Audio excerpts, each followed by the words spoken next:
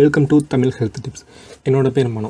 நாம் இன்றைக்கி என்ன பார்க்க போகிறோம் அப்படின்னா, தசைகளுக்கு வலிமையை கொடுக்குற 10 இயற்கையான உணவுகளை பற்றி நம்ம இன்றைக்கி பார்க்க போகிறோம். உடலை வலிமையாகவும் கவர்ச்சியாகவும் கட்டுக்கோப்பாகவும் வைத்திருக்கணும் அப்படிங்கிறது தான் இளைஞர்கள் பலரோட ஆசையாகவும் கனவாகவும் இருக்கும்.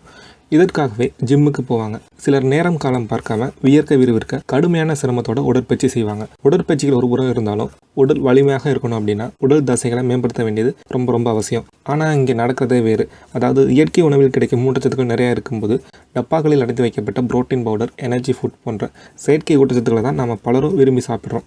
இதையெல்லாம் கருத்தில் கொண்டு தான் நம்ம சாப்பிட்ற உணவுகள் வலிமையான தசைகளை பெற துணை புரிகிறது. அதுவே ஆரோக்கியமானது அப்படின்னு ஊட்டச்சத்து நிபுணர்கள் கூறுகின்றனர். இயற்கையாக கிடைக்கும் உணவை சாப்பிடும்போது புரதச்சத்துடன் உடலுக்கு தேவையான நார்ச்சத்து, விட்டமின், தாதுக்கள், ஆன்டி ஆக்சிடென்ட் போன்ற மற்ற சத்துக்களும் கிடைத்துவிடும். இவை உடல் ஆரோக்கியத்திற்கு இன்னும் வலு சேர்க்கும். ஆனால் செயற்கை உணவை உட்கொள்ளும் போது அதில் புரதம் மட்டுமே உடலில் சேரும். மற்ற சத்துக்கள் முழுமையாக கிடைக்காது. செயற்கை உணவுகளில் உள்ள ஊட்டச்சத்துக்கள் செரிமானம் ஆகணும் அப்படின்னா அதிகமான நேரம் எடுத்துக்கும். இதனால் உடனடியாக வேறு உணவுகளை நம்ம சாப்பிட முடியாது. எனவே உடலை வலிமையாக்க விரும்புகிறவங்களும் கடினமான உடற்பயிற்சி செய்கிறவங்களும் எந்தெந்த உணவுகளை அதிகமாக எடுத்துக்கணும் அப்படிங்கிறத இந்த வீடியோவில் நம்ம பார்க்கலாம்.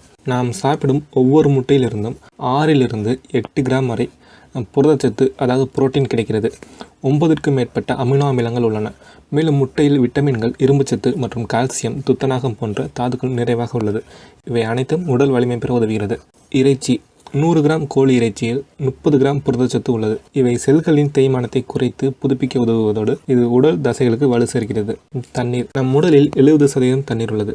அதுபோல தசை திசுக்கள் 75% தண்ணீரால் ஆனது. எனவே தினமும் சரியான அளவு தண்ணீர் குடிக்க வேண்டியது தசைகளின் வலிமைக்கும் வளர்ச்சிக்கும் இன்றியமையாதது. இல்லை என்றால் நீர் வறட்சி ஏற்படும். இதனால் உடலின் வளர்சிதை மட்டத்தில் பாதிப்பு ஏற்படும். தசை வலிமை குறைய வாய்ப்பு உள்ளது. எனவே போதுமான அளவு தண்ணீர் குடிப்பது தசையின் வலிமைக்கு மிகவும் உதவும்.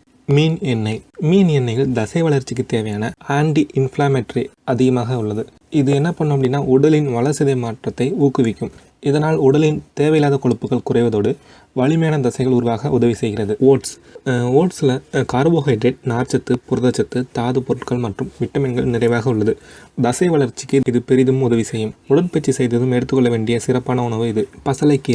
பசலைக்கீரையில் உள்ள பைப்டோசிடை ஸ்டீராய்டு அப்படிங்கிற வேதிப்பொருள் 20% தசை வளர்ச்சிக்கு உதவுவதாக அமெரிக்காவில் உள்ள ரட்கர்ஸ் பல்கலைக்கழகம் மேற்கொண்ட ஆய்வில் தெரிய வந்துள்ளது. அடுத்தது அன்னாசி பழத்தில் புரோமெலைன் அப்படிங்கிற ஒரு என்சைம் இருக்கு. இது தசைகளில் ஏற்படும் வீக்கத்தை குறைப்பதுடன் தசை வளர்ச்சியை ஊக்குவிக்கிறது. உடற்பயிற்சிக்கு பிறகு இதை சாப்பிடுவது மிகவும் சிறந்தது.